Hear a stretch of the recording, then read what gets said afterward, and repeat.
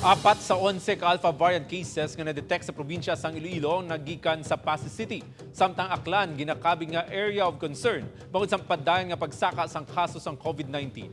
Yaring balita nga aton gintutukan. Sa padayon nga monitoring sang local cases sa mga variant sa riyon, nagdangat na sa 24 na detect nga Alpha Variant cases, 23 ka Beta, 9 ka Theta, kag 2 ang nagpositibo sa Delta Variant. Sa 11 ka Alpha Variant sa probinsya sang Iloilo, 4 din na record sa Passi City.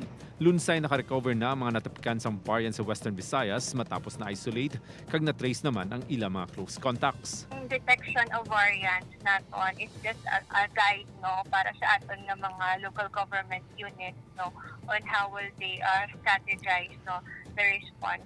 Panawagan sang DOH sa mga LGU nga i-activate ang 4-door strategy. Padayuno ng pagsala sa mga ROF. Dapat i-test gid kag i-quarantine bago magsulod.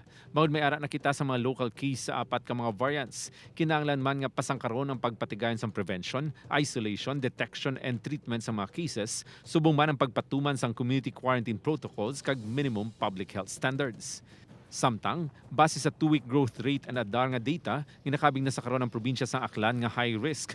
Mas sobra 100% ang pagsaka sa mga natapikan sa virus sa madalag, numansya, balete, banga kag ibahay.